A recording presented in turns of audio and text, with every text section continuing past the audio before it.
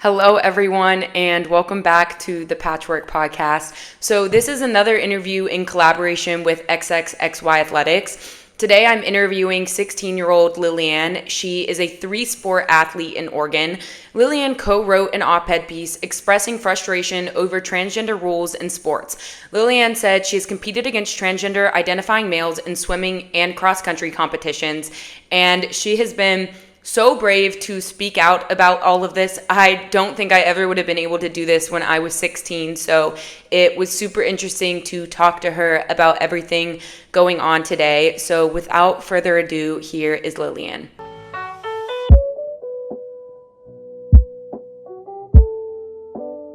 All right, so Lilian, if you want to tell us a little bit about your background, who you are, what sports you compete in. Yes, my name is Lilian. I am a high school student in Oregon, and I compete in cross country, swim, and track. And what I'm trying to do is my goal is to bring awareness to Oregon and talk about trans athletes in women's sports, because I do think it is something that is not, or that has been talked about, but is not moving forward very slowly.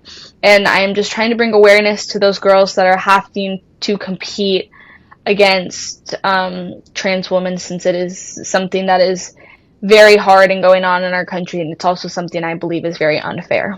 Do you want to tell me a little bit about what your experience was like when you started speaking out about everything you saw going on in Oregon? Yeah, so when I started first speaking out, I was kind of one of the first people, I would say, to speak out, since I was one of the first people that saw Ada from Oregon run at the Need for Speed meet. Like, my cousin and I kind of realized, oh, that might be a transgender woman, and my aunt dug in some more and found out it was. So I just immediately was like, okay, I want to speak out about this. I had a lot of friends that wanted to, but they were a lot more hesitant about speaking out, but I felt like I didn't have a whole lot to lose. I know I couldn't get kicked off teams, and it was scary at first, but it was definitely really worth it, because it was right after I had started posting things, and my aunt, who has a large social media following, has started posting things on X,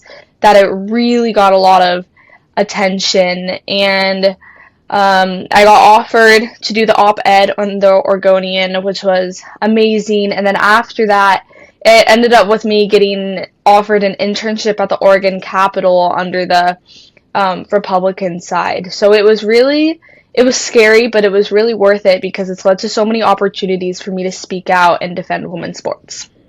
Absolutely.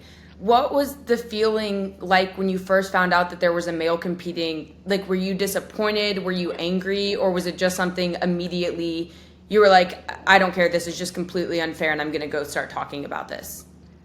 Yeah, I was just really shocked. I had heard of this happening in other states, but never did I think I would see it in my own.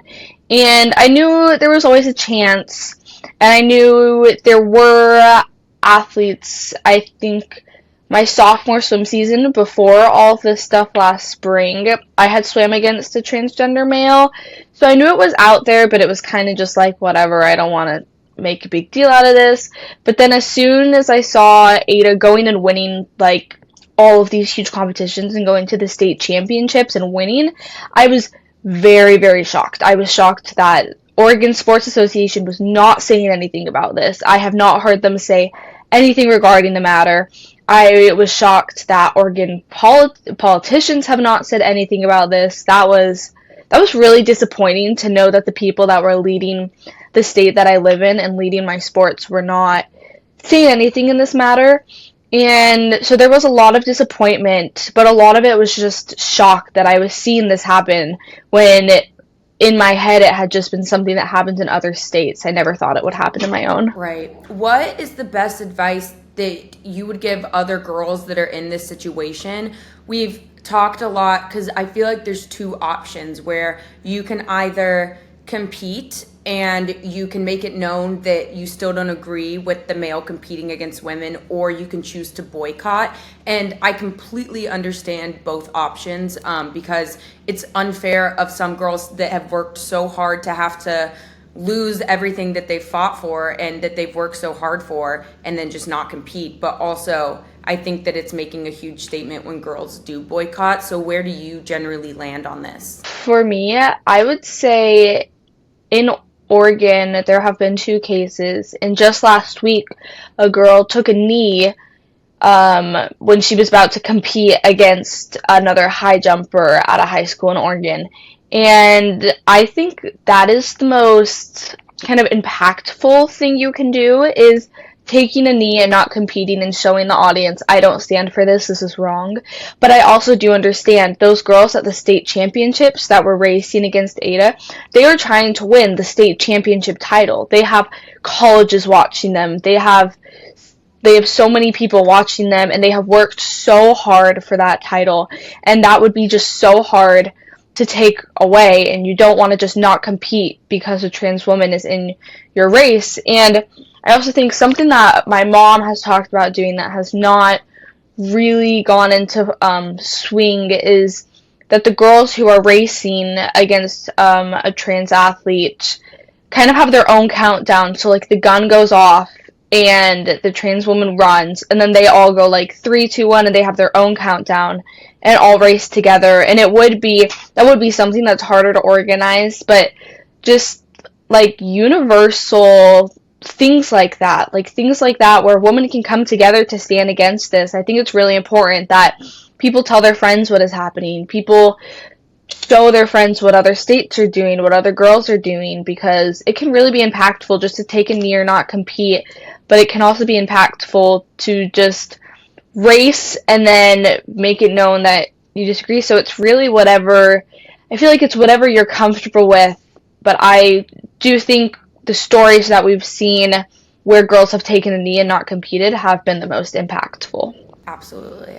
I completely agree with you. And I think it's such a hard situation to be put in, especially at such a young age. And I was thinking back to when I was in high school, if I would be able to do the things that so many of the high school girls have done that have spoken out about this. And I genuinely don't know if I would be able to. So I was also curious, what is your advice to people that are worried about losing their friends or getting hate and harassment online? Because I think that's something that a lot of people are really fearful of, and that's why people don't choose to speak out, especially women. I think we're more inclined to be empathetic, and we want to be kind, and we don't want to be seen as hateful.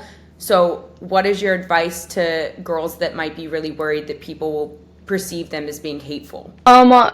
Well, one piece of advice would be, for me at least, there were a lot more people supporting me than I knew. In my head, it had kind of been like, okay, maybe it'll be more of people on the Republican side will be supporting me, but I have friends on both political sides that are so happy to support me, which I was very surprised by. But this isn't an issue of, I would say it's not an issue of hate, it's an issue of morals. It's an issue of this is wrong. This is something that is wrong. We see it as wrong. You can hate against this, but it's still going to be obvious that this is something wrong that is happening in America. And I also think, this is almost a basic thing to say, but they're not going to really be your friends if they're not supporting you in something you believe, and they can still be your friends and not agree with you.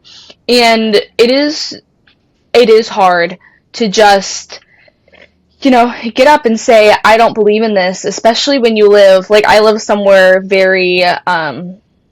I live in a space where I can very much get hated for speaking out, and I know other girls do, especially in Washington and California. But it's something that if you really believe in it, you're going to have a community supporting you. I mean, I am supporting those girls. We have everyone at XXXY Athletics, Riley Gaines, all of these amazing women that are supporting. The president is supporting them. It's really something that if you feel like you need to speak out, you should speak out. It should not be determined by what your friends think, because they should want to support you as their friend and hopefully agree with you.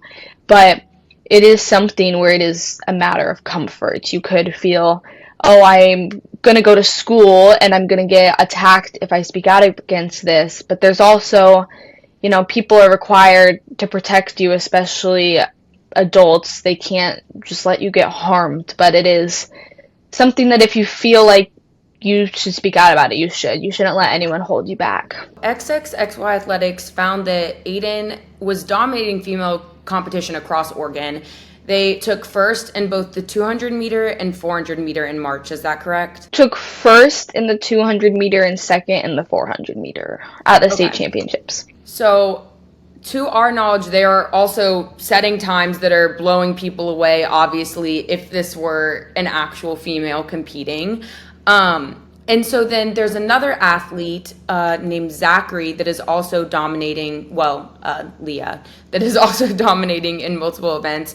Are people noticing this? How is the Oregon track community reacting to everything right now? Are they okay with it? Are they angry? I think in Oregon it depends on a lot of where you live. I mean, both of these athletes that are competing are in the Portland area, and the Portland area seems to be more, okay, we're going to support each other, and we don't see anything wrong with this, but it seems like all the schools outside of the Portland area, we all agree there's something wrong with this, and it is something that Oregon has noticed.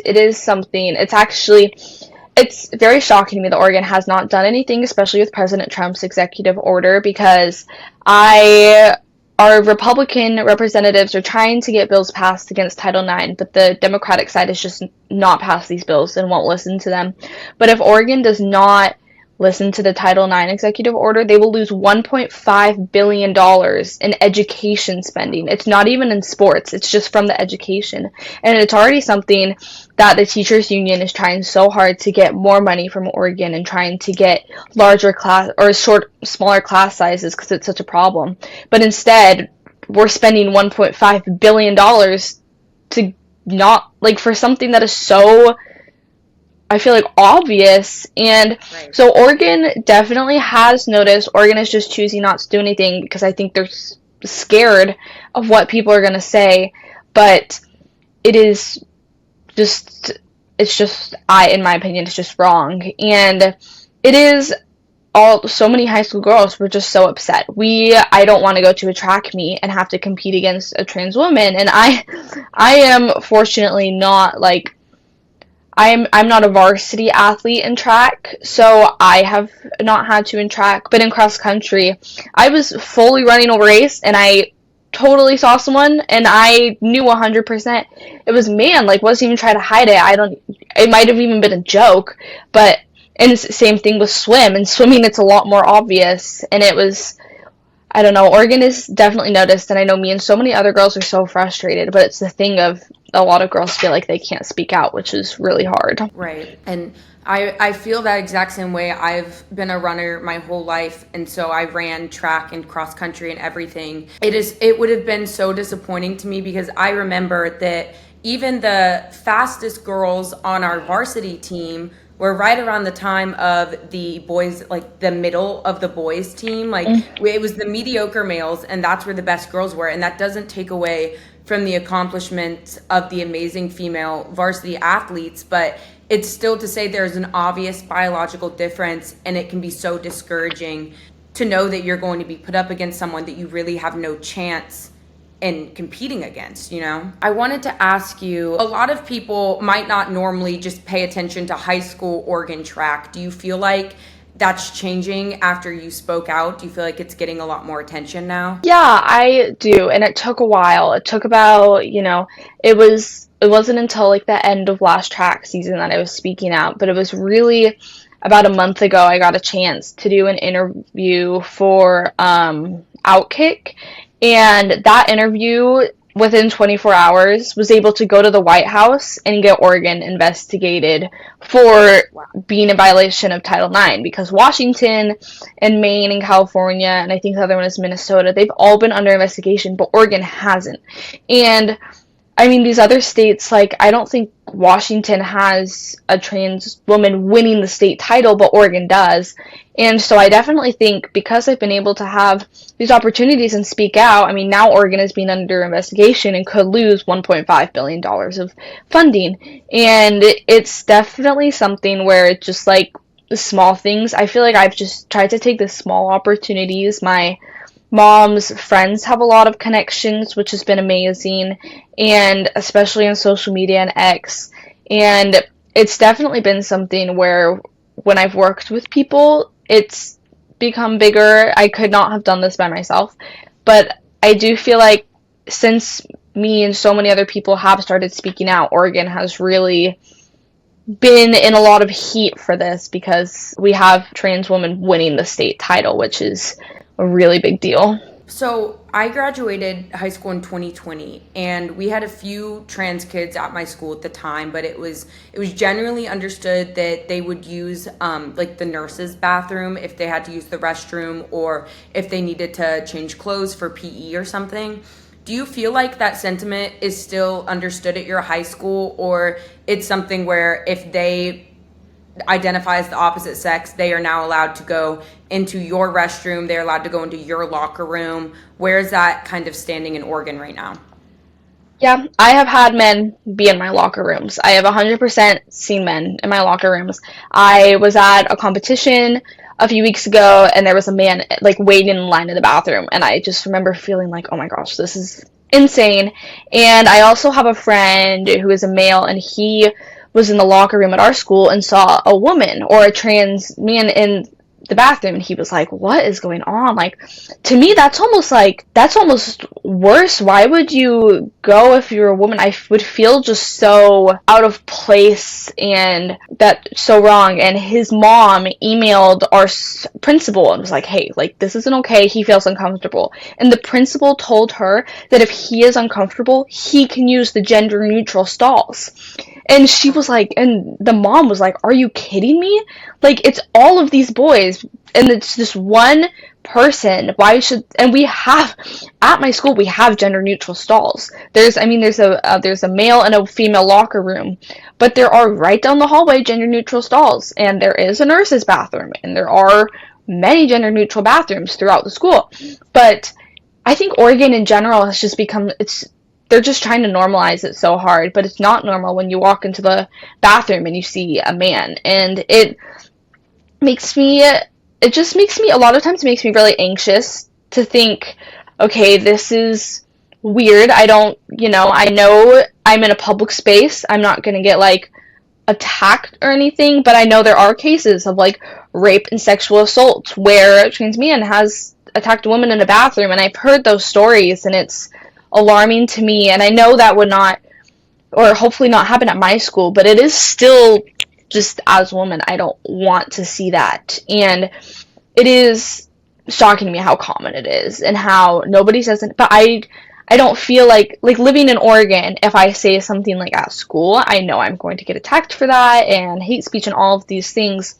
But it is something I feel like if a man is in front of me in the line, I can't just say, "Oh, you can't be here," because it's such a normal thing, and then I will end up getting just so attacked for it. But it definitely is, it's normal here, which is really sad to say, but it is really sad to me that it's not something that my school in Oregon has tried to shut down. It's even more disappointing too, because as females, you're already on the lookout and a little bit more nervous if you're on a run alone or on a walk alone, or you're somewhere late at night by yourself or anything like that. You are already on the lookout for any kind of predatory behavior. And then to not even be able to go into the spaces that are designed for women only so that we feel safe, so that we feel comfortable, it's absolutely insane. And this is also coming from the party that for so many years has said that women deserve those safe spaces, and we deserve to have places where we can feel okay by ourselves. And now they're fighting the complete opposite battle. Now they are on a male side, and it's just so weird to see. It feels so dystopian. It really is. I wanted to get your opinion. I have two graphs that I wanted to show you. So this first graph is showing the physiological differences between male and female elite runners. So the men are in blue and the women are in the red. And what you're seeing on this first graph is that men have a higher VO2 max, which basically is there for anyone that doesn't know what that is, it's their maximal oxygen uptake. And the reason this is important is because it's the amount of oxygen your body can use during intense exercises. So it's a key measure of aerobic fitness and cardiovascular endurance. The higher your VO2 max is, the more oxygen your body can deliver to your muscles during activity, which means that you have better endurance and performance. So it's obviously important that the males have a much higher one than females. And then if you look over to the hemoglobin, it's a protein in red blood cells that carries oxygen from your lungs to the rest of your body. And it brings carbon dioxide back to your lungs to exhale. And it's one of the key biological reasons men usually outperform women in endurance sports at the elite level. What's interesting is when I was looking into this, because I was interested, people always give the argument that, oh, trans women who are on estrogen or have gone through hormone therapy, they're basically at the same level as biological women now, which is obviously completely untrue. We all know that, especially once you've gone through male puberty. But to be fair, I looked into this, and trans women who undergo hormone therapy typically do have a slightly lower hemoglobin level than regular men, I'll say, who have not taken hormones, but they still have a much higher level than biological women, especially depending on how long they've been on hormones and what their regimen is. So I just kind of wanted to get your opinion and looking at this graph of the very clear biological differences in male and female elite runners. What do you think? Well, kind of the first thing that drew my attention to this was the muscle mass and the body fat. I mean, you look at the male, like, cross-country runners, for example. They do not have a whole lot of body fat. And that is one of the reasons they're able to run so fast, is because they're all muscle and they're not fat. As we see, we know that women have more fat just to protect our inner organs, and that's just how we were made. But it's, no matter what, it's going to be really hard to lose that fat. Like, we know men just lose it easier. It just is easier for them. When they work out, it becomes muscle. Ours takes a lot longer. I mean, I work out way more than my younger brother, and his biceps are like 10 times more defined than mine. Like, that's just how it works.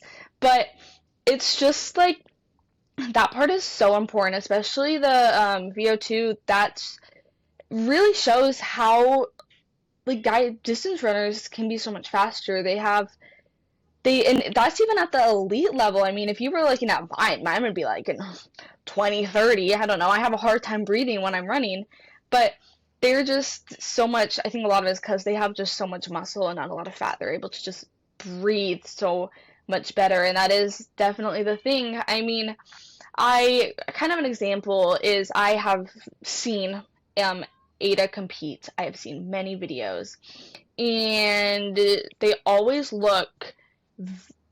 doesn't really look out of breath. I will say, doesn't really look out of breath.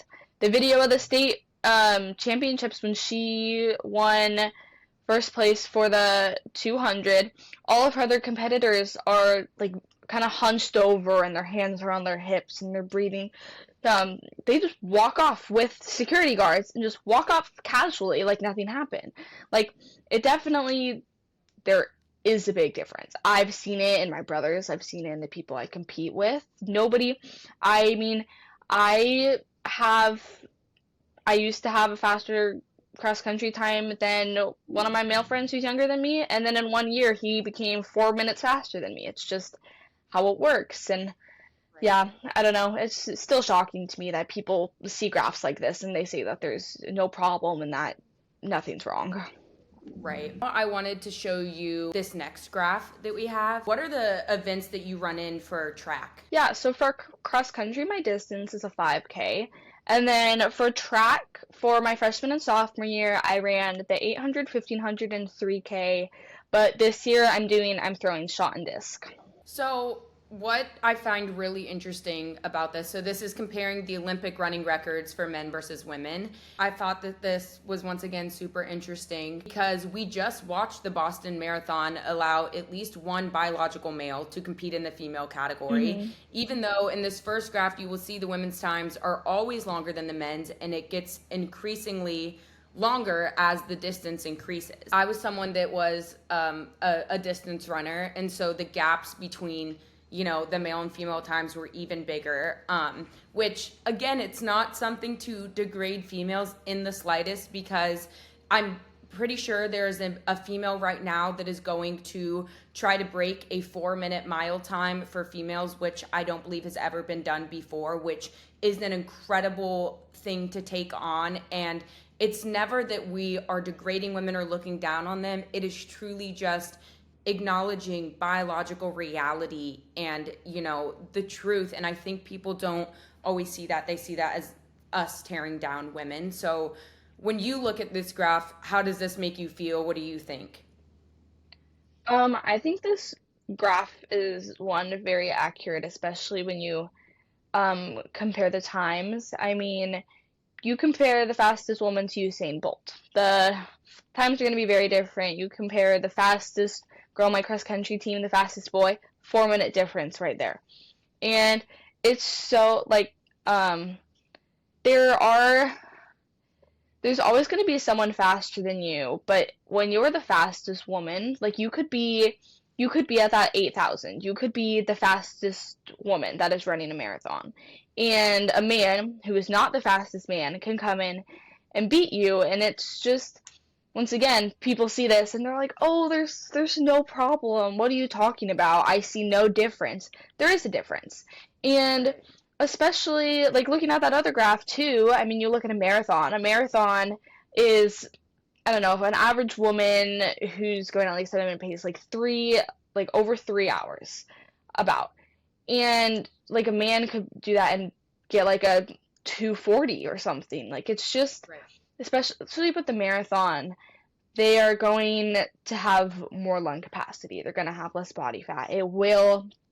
I believe it will, marathons are so hard, but I believe it will come easier to them because they have this endurance and this lung capacity that women don't have. Yeah, I mean, I saw the things with the Boston Marathon about the woman who wore XXXY Athletics clothings because she got cut off from her former sponsorship, and it's, I don't know, that story was crazy to me because how do you cut off like one of these top elite, like 6 months postpartum women who are just trying to do amazing things and say, oh, actually, a man is running against you and you don't like that, so we're gonna cut you off. Like, it's insane. You look at this graph and people are like, oh, why would she see that? Like, this graph is why, because they're gonna win. So it's just really frustrating. What we saw with Natalie was all of the comments that were against her were making fun of her, saying that you should run faster, you're a D3 runner, you're not fast enough,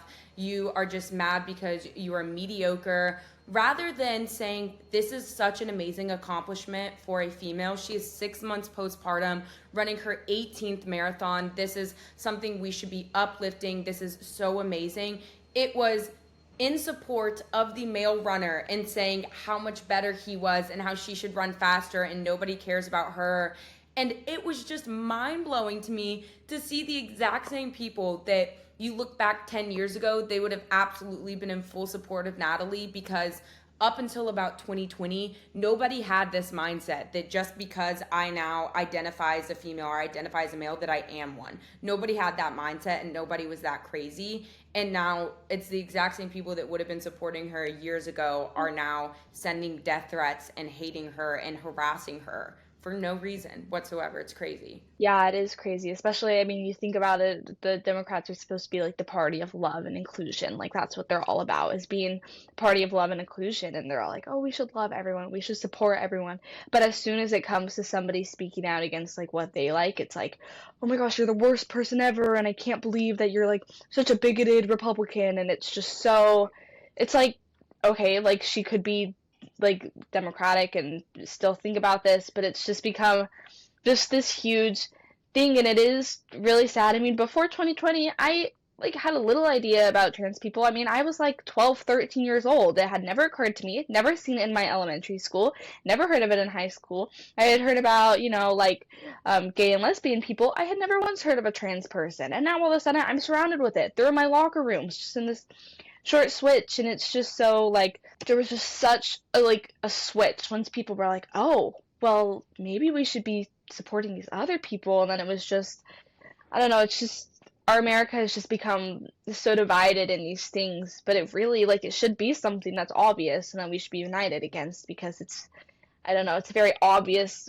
fact. President Trump has, declared there's only two genders, and it's just, I don't know, it's just such a weird thing. It's so crazy to me. It is, and it's frustrating too, because there's so many bigger things going on in the world that all of us would love to spend our time talking about and defending, but we have to fight for basic biology and basic reality, and it feels like, Jesus, is such a waste of time, because this is something everybody in the world should understand and acknowledge. The thing is it's a minority group of people that believe this. It is a small portion of people, but they are so loud and hateful that it seems like it is such a larger group than what it really is.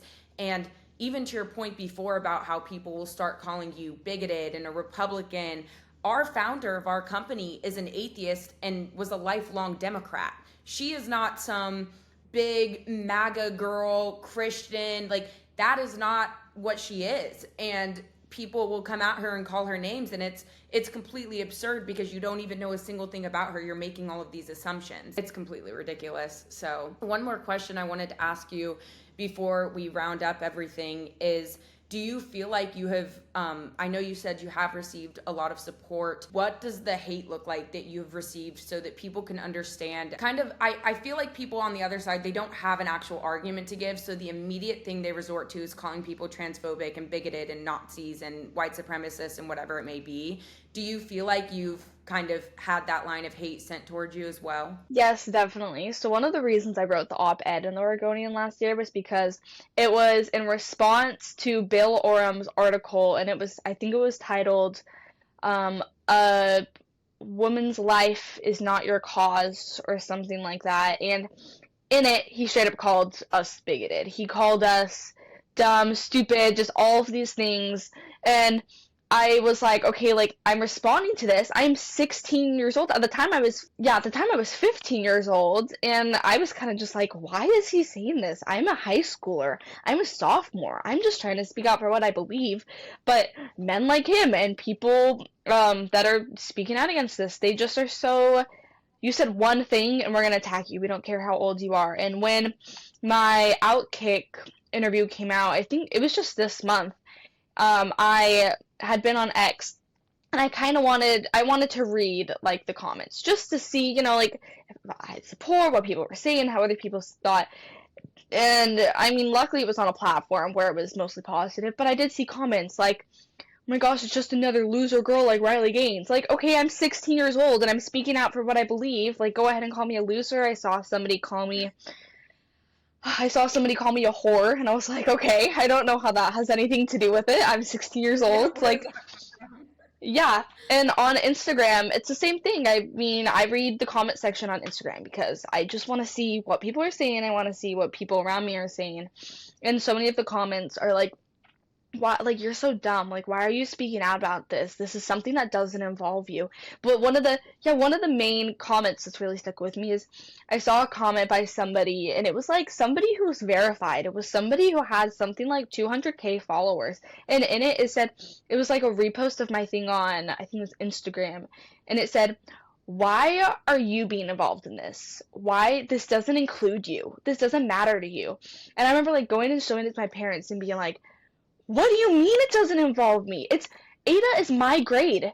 Ada's a junior just like me. Is going to be a senior at the same time as me. Of course this involves me. I am not competing directly against Ada because, frankly, I am not that fast by any means.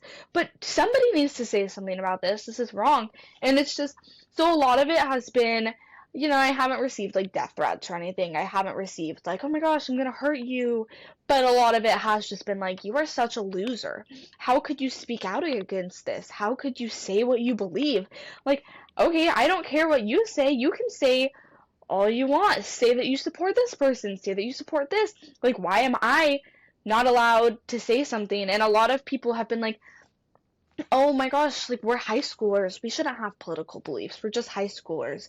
But a lot of those same high schoolers are pushing their agendas as high schoolers. Like, I'm not trying to like push anything. I'm just trying to defend women, which is just, I don't know. It's insane that people think because I'm 16 that I'm not hearing this stuff and that this doesn't matter and that I'm on the other end of this. And it's really, I've kind of learned to not I'm kind of just like, okay, whatever. Like, I know, like, to me, I'm in the right. To me, I'm standing up for the right thing. And whatever, they can hate on me all they want, but in the end, like, they're the ones who kind of look dumb. They're the ones who are, like, hating on a 16-year-old girl. And so I mean, I guess I do have to be fair in the sense that we are talking a lot about Ada, who is also a 16-year-old girl, and we are also saying you should not be allowed to compete, but I think in that sense, like, that is just something that is ethically and morally wrong, and I'm just trying to speak out against that. So I guess I have to be fair in that sense that she's receiving a lot of hate as well, but it is also something that, it needs, not the hate doesn't need to be said, but it needs to be said that this isn't okay. But I've kind of just learned that it doesn't matter to me as long as I'm speaking out for what I believe in. Absolutely. And I think it's also so important to acknowledge that not a single person that I've met or talked to that believes that female sports and spaces are for females only, none of them have any hate or ill will towards trans people whatsoever. They Mm-hmm. are truly just saying, like, I have friends that are trans. I have family members that I identify as trans. Like, I genuinely do not care what you do in your personal life, especially when you're an adult. It's just be respectful to others, be respectful to others' rights and what they are comfortable with, because you have to acknowledge at a certain point that you are going to be making other females uncomfortable. If you are a male that identifies as a female, you're going to make females uncomfortable if you're just like walking into their spaces. And I do think that's another important point that you brought up about, Ada's getting hate as well. And I think that's something that really we can all try to come together on. Like, you guys are two, maybe, I don't know how old Ada is, but 16-ish year old people, and like, you guys do not deserve to be getting hate for something that, it's some problem that got thrown onto you guys that you guys should have never had to deal with. And I think that's something that should bring everyone together. Like, hey, you can have your opinion, but let's not hate on people that are literally minors. Like, there should be no Mm-hmm. hate going towards either of you guys. Obviously, we believe Ada should be competing in the male category. No one's saying Ada can't compete at all, but just in the male category. And I think that people just, they don't understand that, and they want to, provoke the culture war even more, and people find joy and hating on others. And that's not what we're looking to do over here. I think a lot of it is not trying to um, like hate on Ada, but a lot of it is trying to be like, this isn't fair. What you're doing isn't fair. What you're doing is affecting other people. I mean, you don't see trans women competing in men's sports. You don't see that, or trans men competing in men's sports. I haven't seen any. I mean, I have plenty of trans people at my school. Never seen one. If they're there, or if they are there, you don't see them winning. You don't see them winning the state championship. That's where it's just like, it's just a matter of, to me, it's just disrespectful from the, like, just from those athletes. It's just disrespectful to me that we're trying to respect you by still letting you compete and stuff, but it's not respectful to go and take these titles. And I don't know, it is just a really hard thing, but it is just something that Oregon needs to put its foot down and say, okay, there are two athletes. One of them is literally winning the state championship. We can put this in place to make sure they aren't winning the state championship, and then all of the other women are fine. It's just, I don't know. It's a really hard thing, but it is something that needs to be done. Well, I feel like that's all the questions we wanted to ask you today. If there's anything else you wanted to let us know before we go, but we appreciate you coming on to talk about this and being so brave, especially at such a young age, to speak out about such a hard topic. Yeah, thank you for the opportunity. And the only other thing I would say is I do think that trans athletes should be allowed to compete, as if that is in, you know, one thing that's been brought up that I think would be fine. I don't necessarily fully agree with it, is having like Ada could race with a woman and be scored with the male category.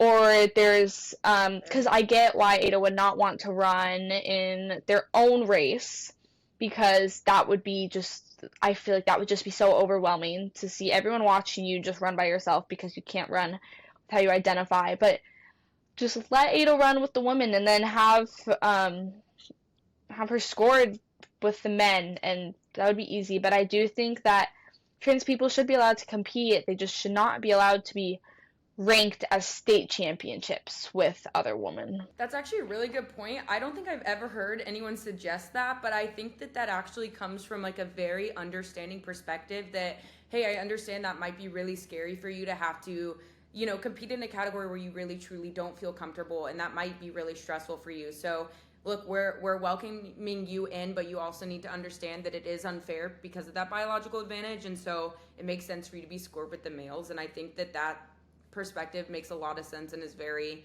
kind and understanding in a lot of ways. That's really interesting. Yeah, I don't know what OSA will do or Oregon, but I'm hoping it's something along those lines, and at least by next year, because I don't think it's going to happen this year. Well, thank you so much for coming on, Lilian. We appreciate it so much, and we'll have to have you on again to talk about everything and give us some updates of what's going on. Yeah, thank you so much. Thank you guys so much for watching. Make sure to subscribe on YouTube, to follow the Patchwork Podcast and XXXY Athletics on Instagram and TikTok. XXXY Athletics also has an X account. Make sure to follow them there because they are constantly giving updates with everything going on with women's sports. Thank you guys so much for watching. And I just want to say before we end to make sure that you are kind, because this is a 16-year-old girl talking about this. The goal of this video was not to send any hate towards any of the athletes competing, not to send any hate towards Ada or Lilian, because they are both children and they are both just doing what they believe is right. And you know, they're trying to do their best in this world, and they are kids. It's important to talk about these matters because it does affect other people. It affects women at every level of competing. So it's incredibly important to talk about, but we are only going to extend and make the culture war so much worse if all we do is send so much hate to other people that we disagree with. The goal of this is to open up people's minds and their perspectives to other ideas, because right now the culture war is in full swing and people hate each other so much. So I just wanted to remind everyone of that, and thank you guys so much for watching.